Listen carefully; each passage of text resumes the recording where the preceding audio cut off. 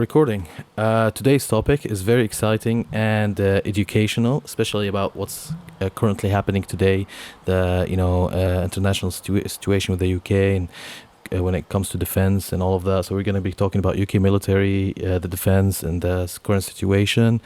Our guest is a military historian, a defense analyst, and former Conservative Party defense policy advisor. Please welcome our guest, Chris Newton. How's it going today? Very well, thank you. Very hot, but very hot. Yeah. Thanks for having me. Thanks for having me on. Absolutely. And I hope you're well too. Absolutely, it's pleasure to have you. And I've always wanted to have this discussion with like an expert, because when I discuss like with my friends, like regular British citizens, all of that stuff, there are some questions that they ask. So even before this, I've just asked like my the common British citizen, like I've got Chris coming on. What type of questions are you interested in? And I've like picked some of them. I've got some questions my own as well. And it would be really good to give clarity to people who are interested in this, because at the end of the day, we know the current situation and all of that stuff. So I think this should be very informative for anybody that lives in the UK. What we're going to talk about, I've got here some stuff. We're going to talk about the current situation with the Russian war, if we should go to negotiations or not, if how likely is it for us to go to war with them, and some basic nuclear questions that a lot of people ask me about. How ready are we? The military funding, UK military bases and things around that. So with that being said, if you can just give us a brief about your background and how did you get to do what you're doing now? Yes, as you say, I'm a military historian. And I'm also do history, but I also focus on contemporary aspects as well. I got into sort of military history sort of growing up around the time of the 50th anniversary of D-Day and VE Day. And at that time, there was loads of documentaries on Second World War.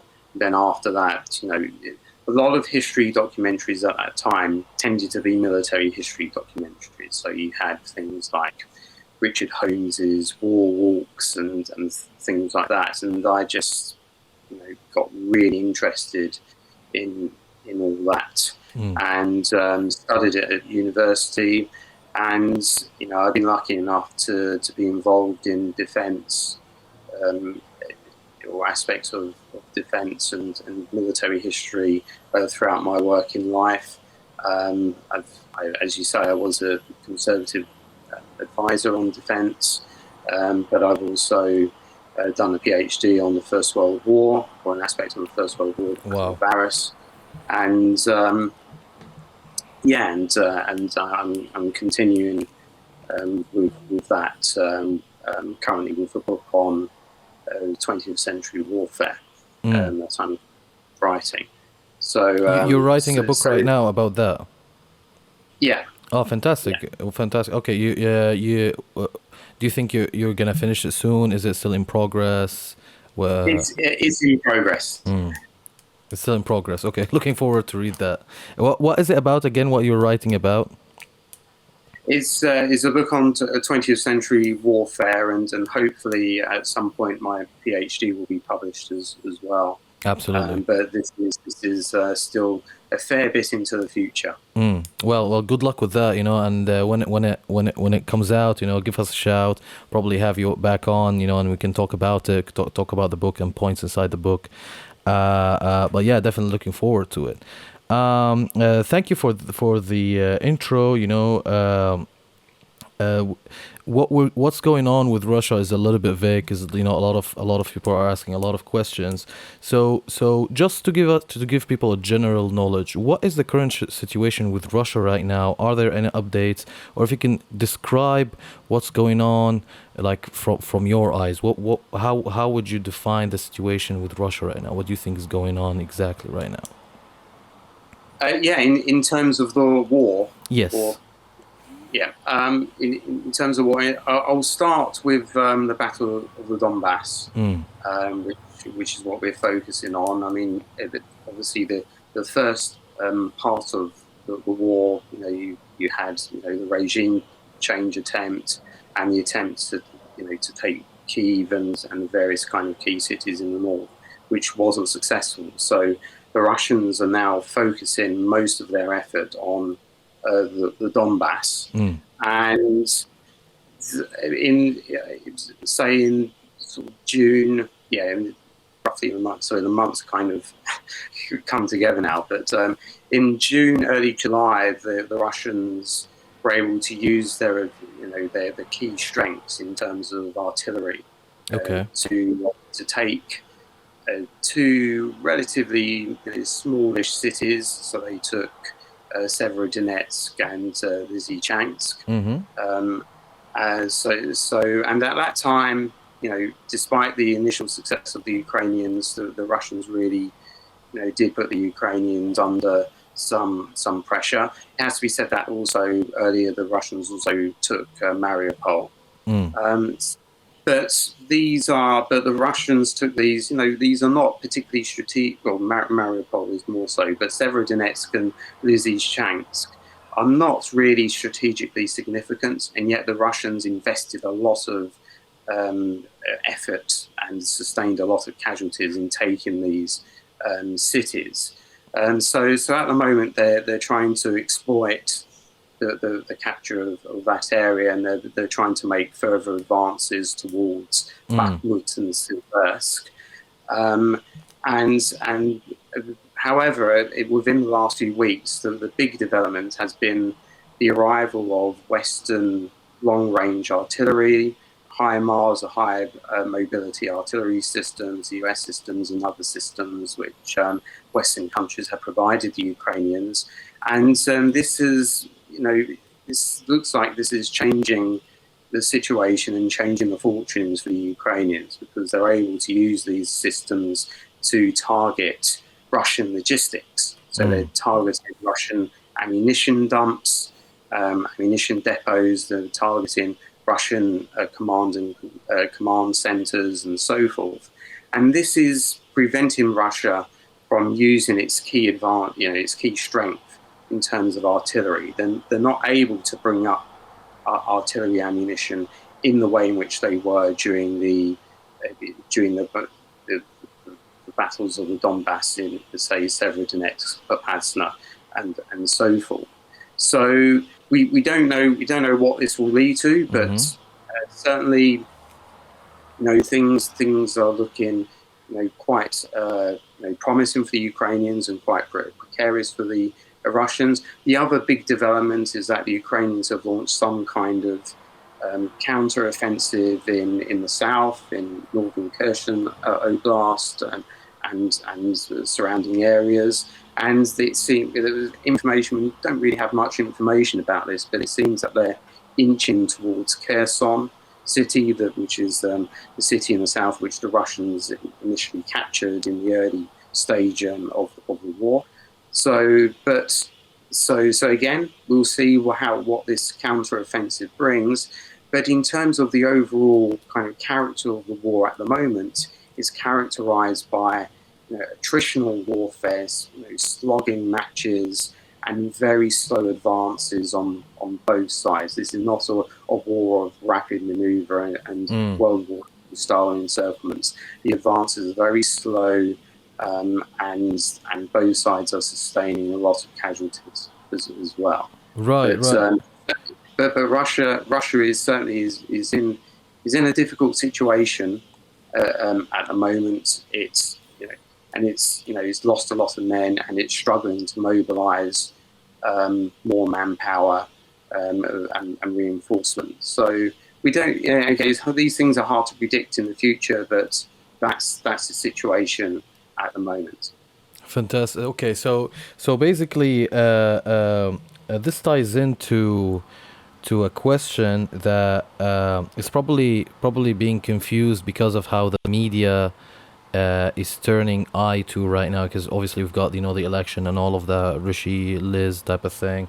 So a lot of people are confused. Is it as hot as it was in when did it start? March, I believe, 14th of March or something like that. It's 24th February, yeah. Yeah, or February. No, yeah. Is it as is the war as hot as it was then, or did it actually, cool down? Because this is also confusing people. Like, are we not seeing as much news as before because we have like current domestic issues and things that we're dealing with in the UK, or is it because it actually cooled down and it's not as aggressive as it was? Yeah, it depends what you mean by cooling down, but I think, Like, are the obviously, Russians as aggressive as they were back in February? uh, yeah, I think the reason why there was so much attention in the early sort of phase of in the first month of the war was because Russia was threatening Kyiv. It was threatening, a lot of the key cities Mm, of Ukraine, and there was genuine concern that the Russians would, overrun Ukraine, mm, and they haven't been able to do that. They haven't been able to rapidly kind of overrun Ukraine, and indeed, as I said at the start, they retreat, from in their initial campaign in the north, where they mm-hmm. tried to surround Kyiv, Chernihiv, Sumy. They retreated from the north. So in that sense, Kyiv is not immediately threatened At the at the moment. stage. We're not trying to threaten it. So in that sense, the threat of massive Russian advances and the threat to the regime, Mm-hmm. that has cooled down. Okay. But if you look at the fighting in the Donbass, and if you look at the places where they're fighting, it's incredibly intense fighting. Oh, It's real kind of slogging matches. Real the Ukrainians were at one point were sustaining 100 to 200 casualties a day in the Donbass. Um, and so in terms of the actual fighting, it's still intense fighting. Russia's still committing atrocities. They're still bombing and uh, flying missiles into civilian Air areas. Force and Uh, tanks are involved. sorry. Russian Air Force and tanks are involved as well, Yeah, yeah, the Russian, or deploying it. air, deploying air power, and they're using missiles as well. Wow. Um, and there's still a lot of atrocities. A few weeks ago, there was an attack on, there was a missile strike on a shopping centre. Um, so there's still a lot, the intensity is still there, the atrocities are still there, but what's happening is that the fighting has become focused on particular areas. So in particular Donbass, but there's fighting in the south as well. There's fighting around the Zoom as well, and in Kharkiv Mm, Oblast as well. So the fighting's concentrated, but it's still intense. intense. If that makes sense. Yeah, yeah, yeah. Makes sense. And also that ties into the. There are some people that are saying the following, and some of them are a little bit more on the economic side. Sorry, and this is they're not coming from an angle of a conspiracy theory of anything, but kind of a strategy reverse engineering. And I wanna hear your opinion about this. What do you think about it? Is it like total nonsense, or there could be some point to that? It could make sense a little bit, which is Russia is elongating the war as long as possible because it's giving us a lot of problems when it comes to gas. So they're delaying it, making it as elongated as possible, as long as possible, so they can pressure Europe to actually go and negotiate with them. What do you think of this? I th- um, I think in terms of what Russians' capabilities are, they're not geared out to fight a long war. Mm, Because at the moment, They're, you know, um, they're taking that, like, they're now sort of taking equipment out of storage, and they're relying on Cold War sort of era weaponry, and they've used up, some of their, they've used up their best units and the best personnel. So in one sense, no, because and I think at the start they thought that this was going to end in a few weeks. Yeah. Um, and they're not kitted out to fight a long war, because now they're relying on the old kit. However, there is, in terms of the fighting now, I think, firstly, as I said, they're not capable of making rapid advances. So they're not capable of bringing the war to a rapid conclusion. So I think what they're trying to do is to take as much territory as possible and to hold on to as much territory as possible. And then in the winter, because they have no intention of finishing this war Anytime soon. As the case. And then over the course of the winter, then I think they hope that the energy crisis will set in, and then possibly, because they've signed an agreement on grain, on allowing Ukrainians to ship grain, but they can just renege on that at any time, and it's renewable for a certain period anyway. So I think I think that opinion gets at something, but I don't think ideally they wouldn't want a long war. But now that they're in this situation, they want to get in as best negotiating position as possible, and to apply pressure on the West when the winter sets in. Yeah, that makes sense. So there is some premise to it, but not that much, because obviously what you said about winter and all of that. So it could make sense, but but you don't think it's actually like directly this is the strategy they're following. It could be one of the things that they might have as an advantage of this war taking long, basically, type of thing. Yeah, I think they're in it for the long haul now. I think, but I don't think it's a deliberate strategy, but I think they will fight as long as they achieve their objectives, whatever that objective is, whether it's the Donbass, whether it's probably more than that, whether it's southern Ukraine, whether it's the whole of Ukraine. They intend to fight as long as possible. Now, there's a question mark whether they're able to do that, but I think that's the intention at the moment. Yeah, and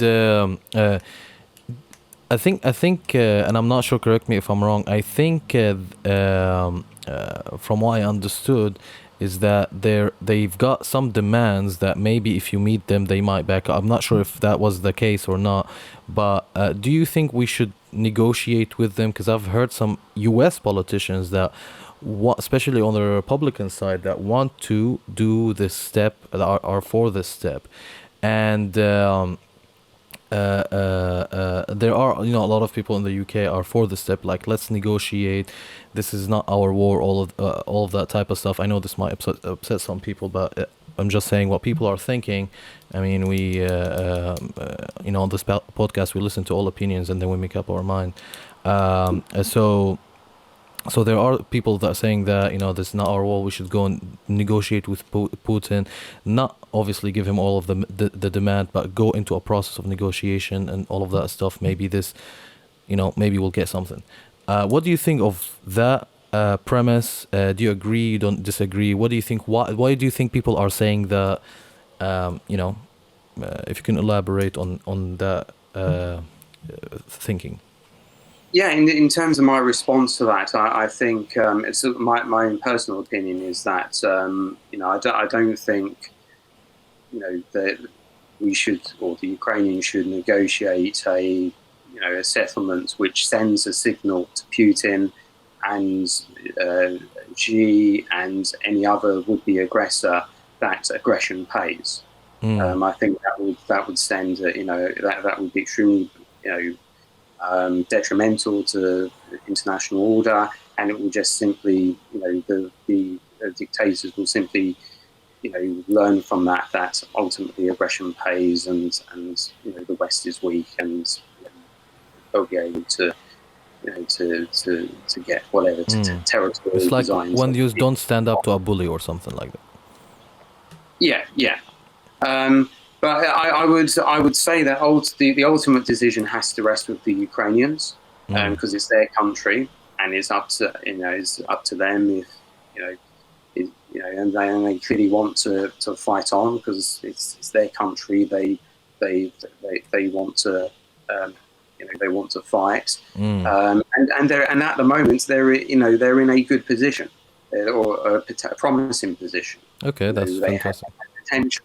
So with as I say, with the HIMARS, with the artillery, the counter-offensive in Ukraine, some analysts are predicting that the Russian attacks will peter out and they'll be in serious trouble over the course of the summer. So now is probably not the right time for the Ukrainians to negotiate. Now will there be some kind of negotiations at some point?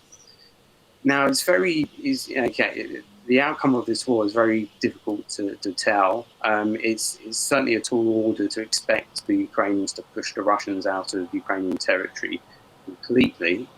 However, I think the goal should be to, if it does result in a negotiated settlement because of exhaustion on one side or mutual exhaustion, it should be, it should be a negotiation from a position of Ukrainian strength, so that the Ukrainians can get the best deal possible arrangement possible, and we can, and the signal is sent to Russia and to others that aggression doesn't pay really, yeah, in the end. Because Russia has their eye on Taiwan, don't they? China, you mean? Sorry, China. Yeah, China. I think. And Russia has its. I mean, Putin has invoked the Tsarist empire. He's invoked Peter the Great, Catherine the Great. So Russia has their eye on kind of former Soviets, or even or former kind of Russian Tsarist territories like the Baltics.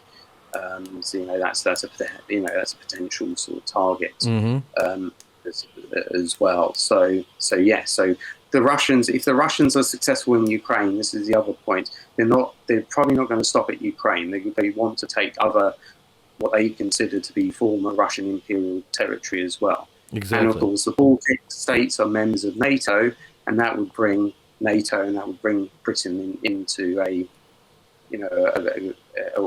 war, and if they go for a NATO state. I think what the what the people meant by negotiation is, like, again, just like how, for example, some US are saying let's negotiate with Russia, and as themselves, as US, like, we're not gonna support Ukraine. We're not gonna meet all of your demands. We can do two things for you, but you need to do two things for us, and then basically they will keep themselves out of the war. This is what some people are saying. Some British people also feel the same way. It's like let's not deal with the Ukraine thing, and deal with Russia. We're not going to meet all of their demands, but they can do some stuff for us. We can do some stuff for them.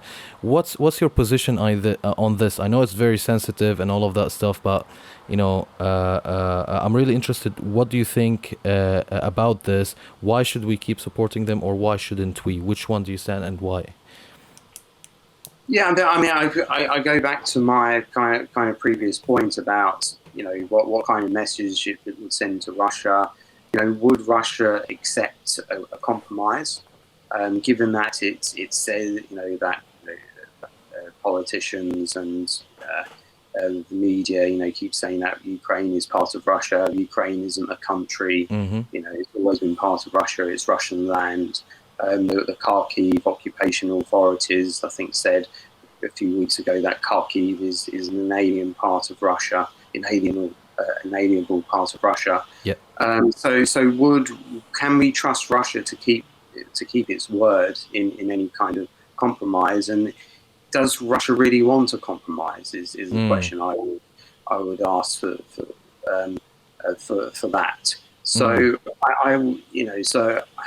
I'm deeply skeptical, and Russia has pretty much torn up lots of agreements that it has signed. It's by invading Ukraine, it's torn up the 1994 Budapest Memorandum, which they signed, which stated that they were to protect the territorial integrity of Ukraine. So yes, I just think,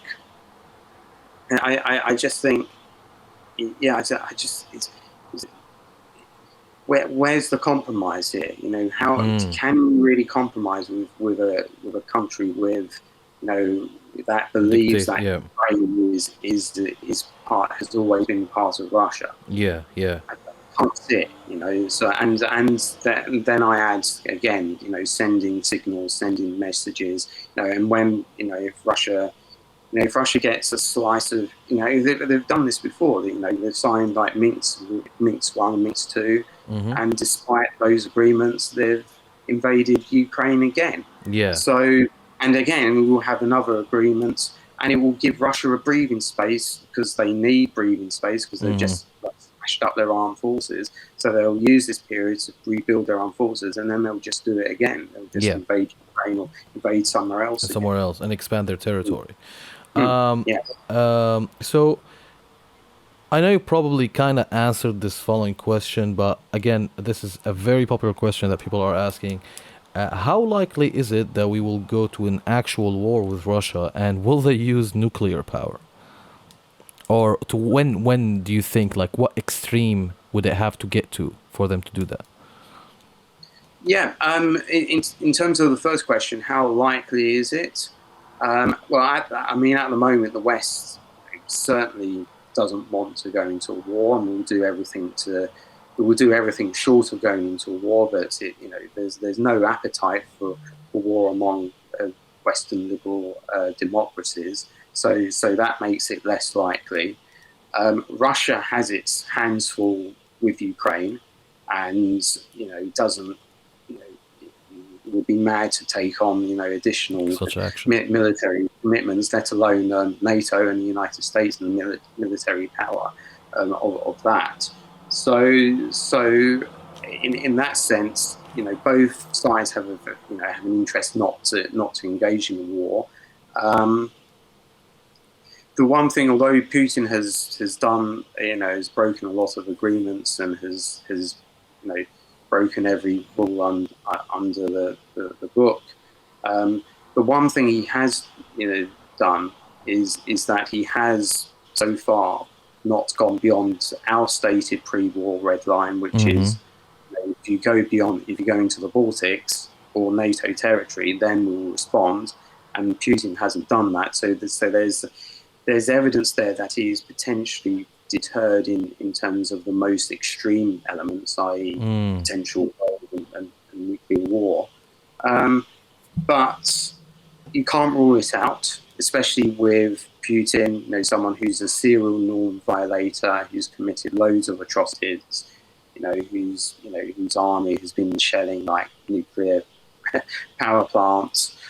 So you can't rule it out. There are sources of danger which we have discussed. Energy is one, food is another. Like I say, there's an agreement at the moment over grain, but Russia can break it, and there could be pressure.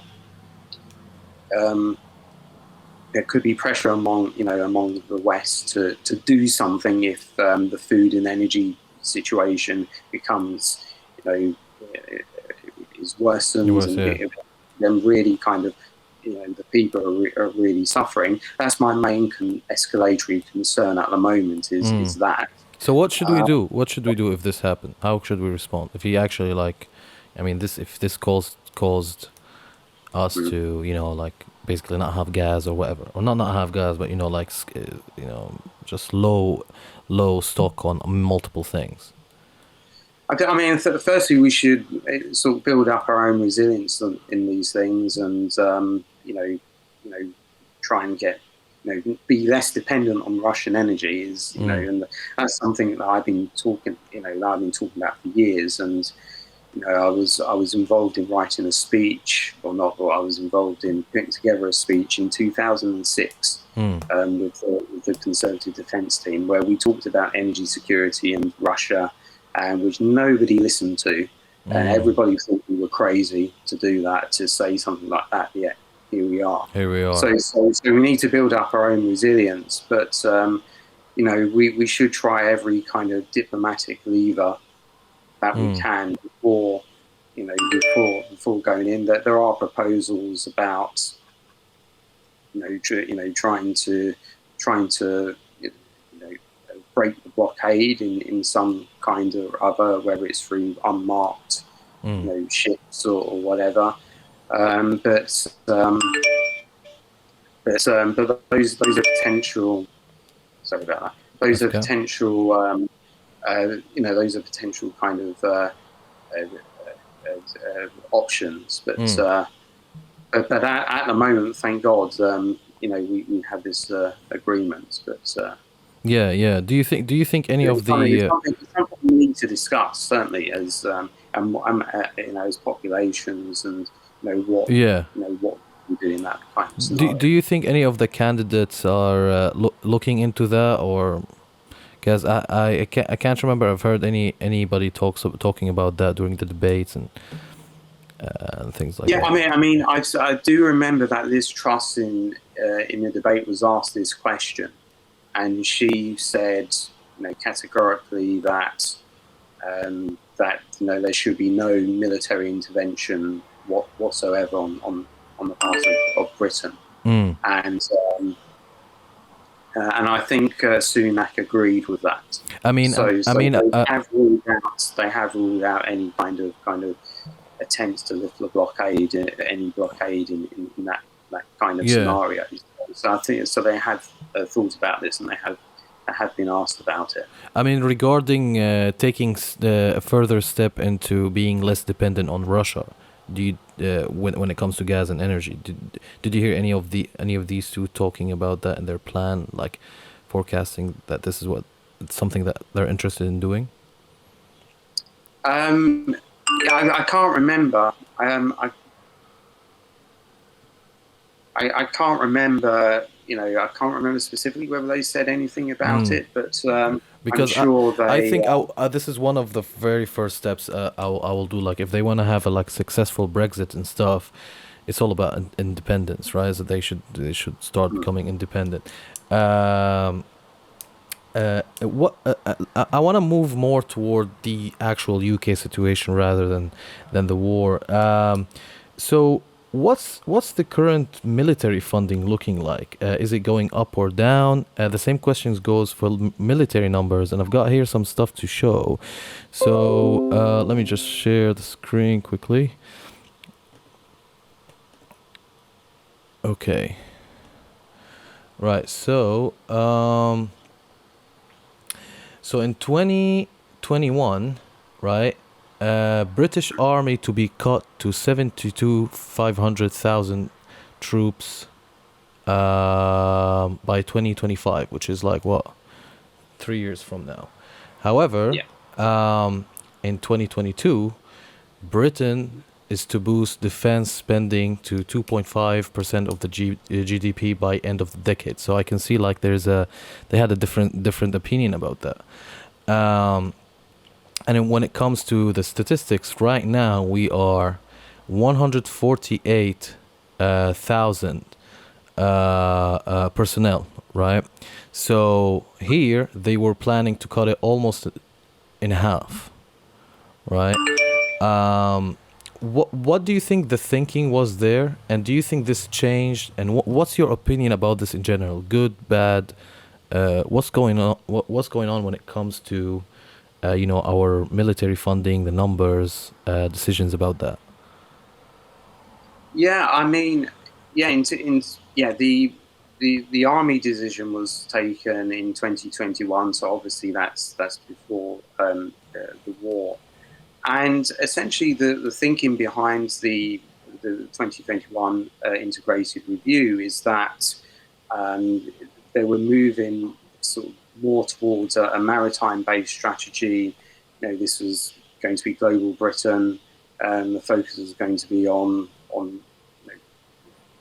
projection of particular sort of maritime power and engaging with the world, um, and and and the other kind of rationale behind reducing the army numbers was that you're going to have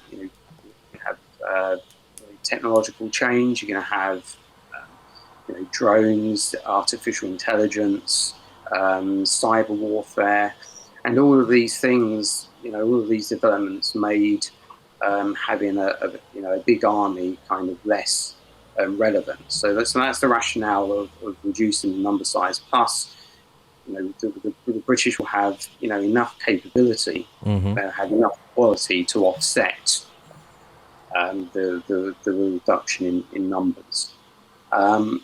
In terms of my opinion of that, I think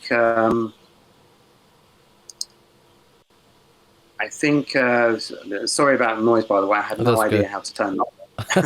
That's okay. I Yeah. don't know what's going on there. But I mean, in terms of my opinion of that, I think the rationale, in terms of Britain moving more towards a maritime, strategy is sound because it plays to British historic strengths. However, I still think that across the board, whether it's the Navy, Army, or the Air Force, the numbers are still too low, and I don't think that was the right thing to. Where would you like it to be? Well, it's I mean it's, I mean that will require sort of careful consideration, Mm. but certainly I'm certainly uncomfortable with Wh- wh- 72,500. I mean, the number before was around, or at the moment is around 80,000.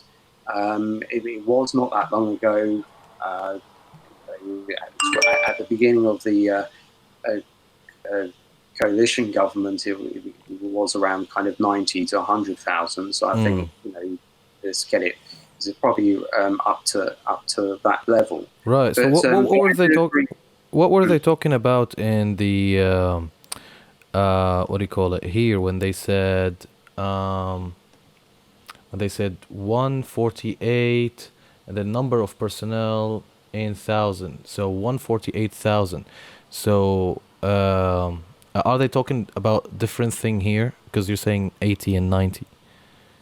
Yeah, I'm talking strictly the army, and I Yeah. think those statistics are the total regular armed forces. Yeah. Those other statistics. So that includes the other services. Yeah. I mean, yeah.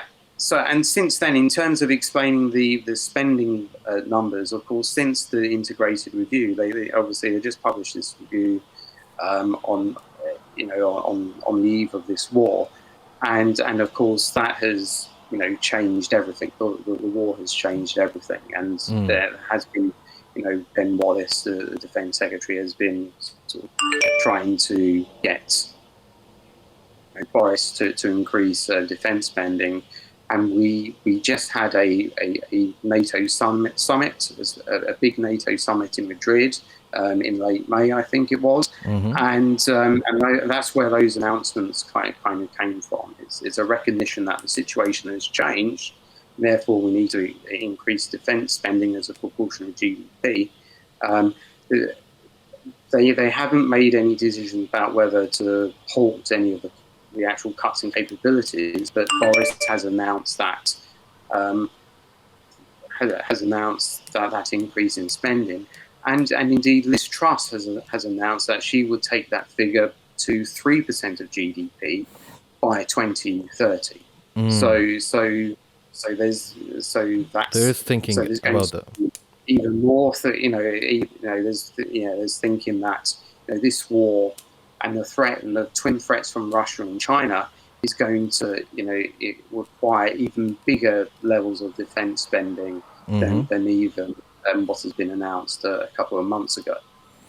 Do how ready do you think we are to to go to war? Let's say a war broke out. Are we ready to go to war? Like or do you think, um, uh, we should improve before, God forbid this happens? With Russia, by I the way, I'm mean, talking. Yeah. yeah, our armed forces will always sort of train and will always, get itself to as full a readiness as possible. But I think there are difficulties at the moment. I think, first of all, we have been focusing on low intensity warfare, and we've been focusing on Iraq, Afghanistan. There's been this assumption that warfare, that all wars are going to be like counterinsurgencies, regular warfare or major conventional warfare is a thing of the past. We don't have to worry about that anymore, and we can just focus on How insurgencies. come? How And come? How come that? I mean, what? If you can elaborate on that point, because I think a lot of people will be interested in that. Why do you think we wouldn't see the war, the type of wars that we see in like movies, for example? I think a lot of it, and I have on this in the critic and in other places. I think there's been a lot of liberal hubris over the past few decades. The triumph of liberalism, and liberalism has prevailed, and therefore we live in a different world, and other countries have come to our way of thinking in terms of A civilization type of thing. and to live with civilization and so forth. So there's a lot of arrogance in that kind of sense. It just obviously Russia and China had been, obviously the Soviet Union had collapsed. Certainly they weren't in any position, especially in the 90s and the 2000s, to project much military power. So there's that complacency. And also, it's we kind of thought it was inconceivable. It's kind of, you can't imagine a war like this sort of happening again. So we've been very complacent. We've been thinking it can't possibly happen.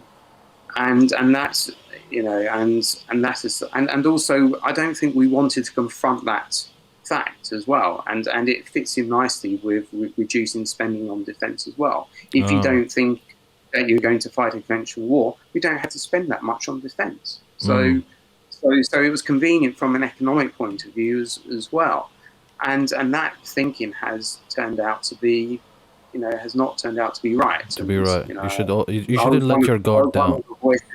I was one of the voices that always said, this was always possible, but unfortunately the other view sort of prevailed, and here we are. We're not as ready as I think as what we should be.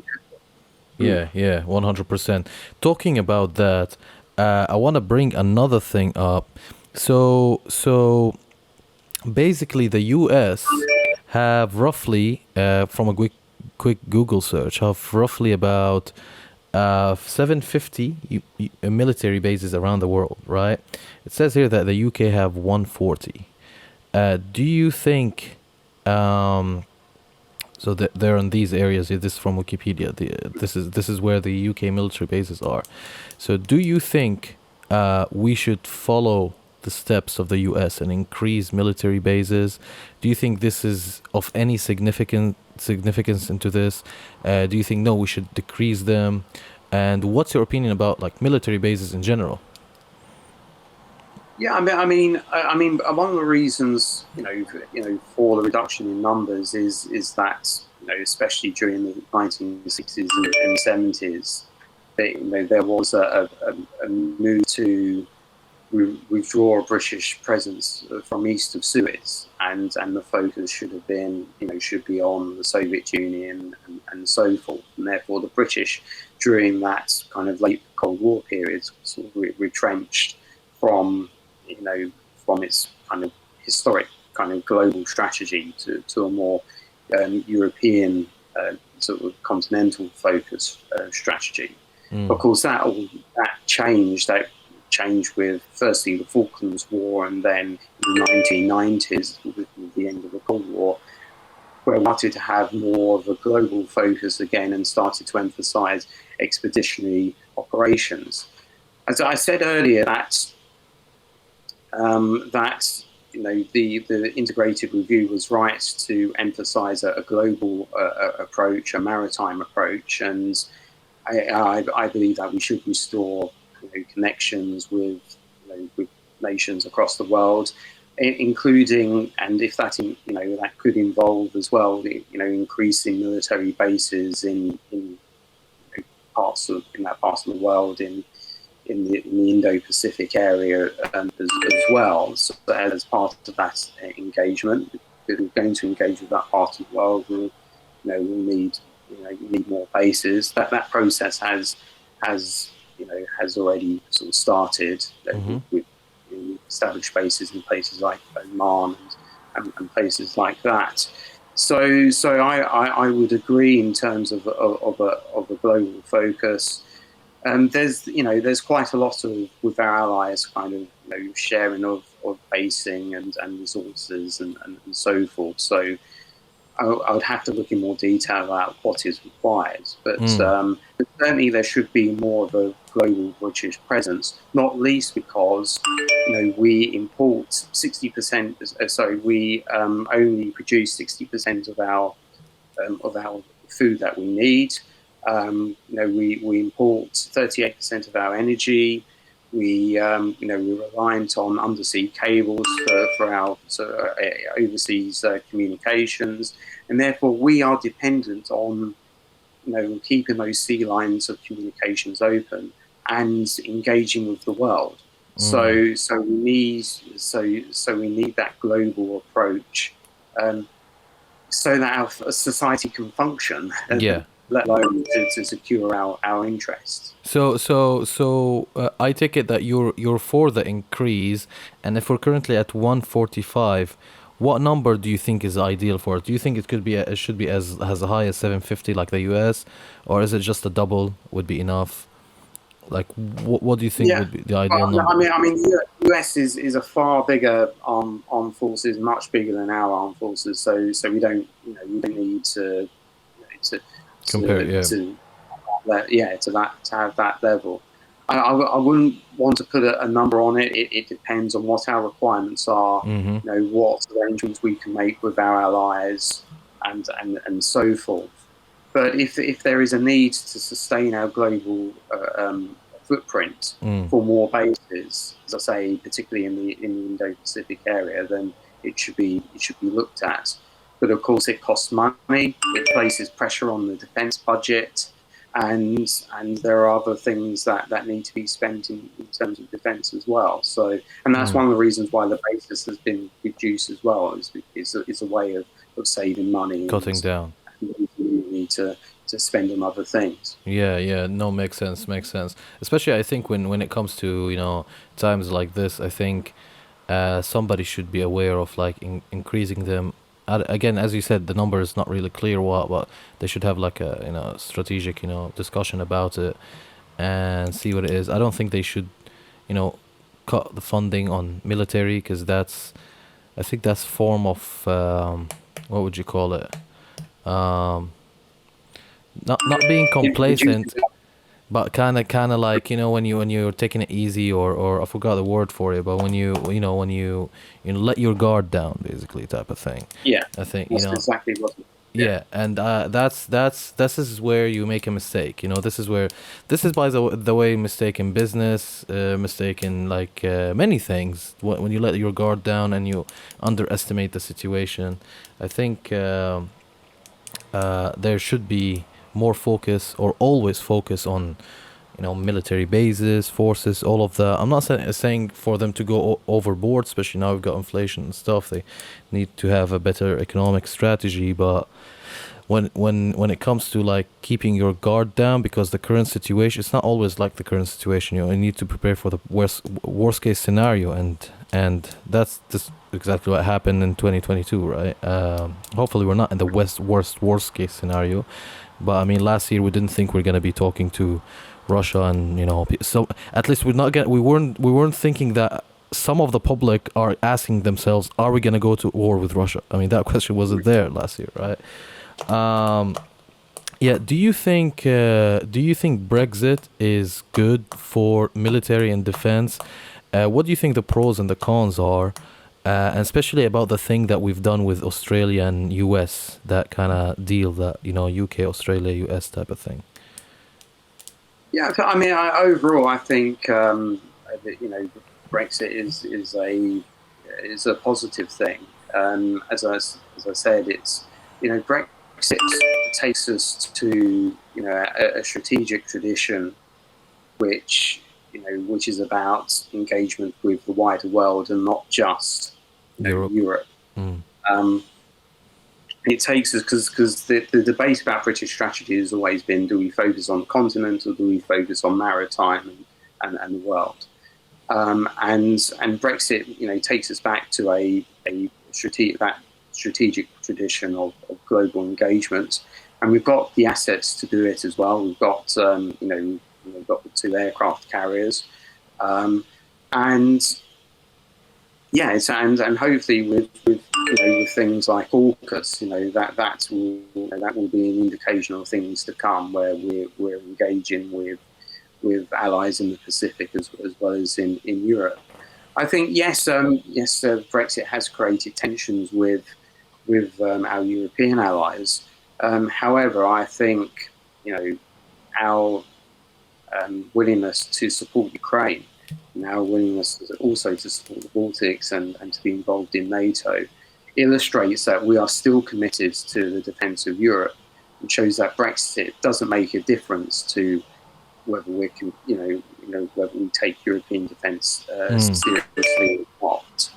And yes, there are tensions. There is bad feeling on the back of that. But I think Britain's actions in relation to Ukraine has illustrated that we have not reduced our commitments to European security. We have been at the forefront of supporting Ukraine, and 100%. we will continue to support. Yeah, we will continue to support Ukraine and European security through various different means, through NATO, through bilateral arrangements, and also bilateral engagement with the European Union itself as well.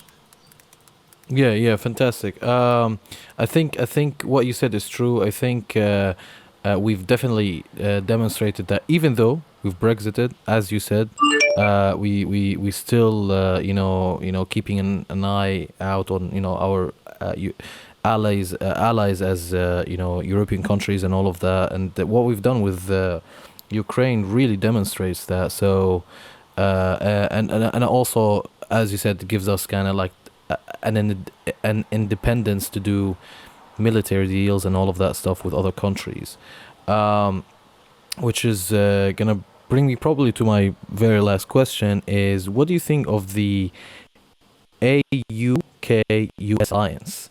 I think this partnership has been. Let me just share my screen, show you what I'm talking about. Um, so obviously, because of Brexit, we were able to do the AUK-US partnership, right? And the question is, what do you think about it? And do you think Brexit will allow us to do more of these type of things, so we can have, better military, relations with allies? Yeah, but I think we could do that anyway. But what it is a signal that's of a refocus of our strategy, effectively. Mm-hmm. So what it is it's just illustrated that we can develop links with other with countries outside of the European Union. European area, and it just illustrates that because the original submarine deal in terms of Australia was with France, and then Yes. they ditched the French, and then they chose us. Exactly. It illustrates regardless of whether we're in the European Union or not, countries value us for our defence capabilities. Mm. But in terms of and hopefully that's an arrangement like that, an arrangement with maritime focused countries, like although America's you could say is a continental power, but they have a vast naval presence. But in terms of the maritime liberal democracies on the periphery of the heartland, this is where I think we should be in terms of developing links with Australia, United States, Japan as well. So India as well will hopefully come into it. Not necessarily AUKUS, but through various arrangements and bilateral arrangements. So it's a signal that Britain has has a slight shift in strategic focus. Yes, it still has its eye focus on Europe, but it's developing links with Relations outside that. with other with liberal democracies that that are on the periphery. Yeah, yeah. I agree too. I mean, and I'm really glad when this was announced. I was like, that's fantastic. I think this is the first real sign of Brexit that happened, because I'm just waiting about the other pros. We had a guest on another podcast. We talked about the pros and cons of Brexit, and this was one of the not the highlights, but one of the things that happened effectively when it comes to the pros of Brexit. So I'm looking forward to see more pros, especially when it comes to economy. I want to see more export, more self independence. But that's more of an economical discussion. But Chris, with that being said, I'm not going to take much of your time, or we already jumped about 6-7 minutes above.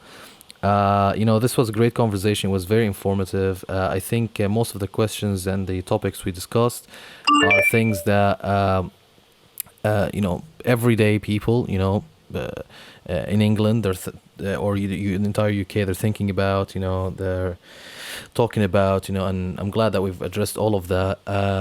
Before I let you go, do you have like any final thoughts or anything? And if you can also tell people where they can find you on Twitter and things like that, where they can follow your content.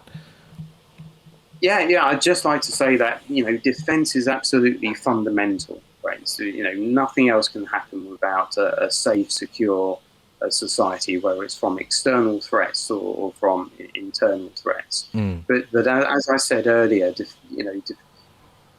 as Britain is is dependent on a lot from overseas, dependent on lots in terms of imports. 95% of our trade is carried out via the sea. So defence is absolutely fundamental, and we see in Ukraine what happens when that defence is threatened. You don't have a confident, secure society. You can talk about investing in health and education all you want, which you should do, but if you don't have defence, then all of that comes crashing down. So defence really is fundamental. 100%. Everything, and should be the first priority of government. And you can find me on Twitter, Yep. Dr. Chris Newton, and I also have a website, drchrisnewton.wordpress.com. Yeah, I think that link is also in your Twitter bio.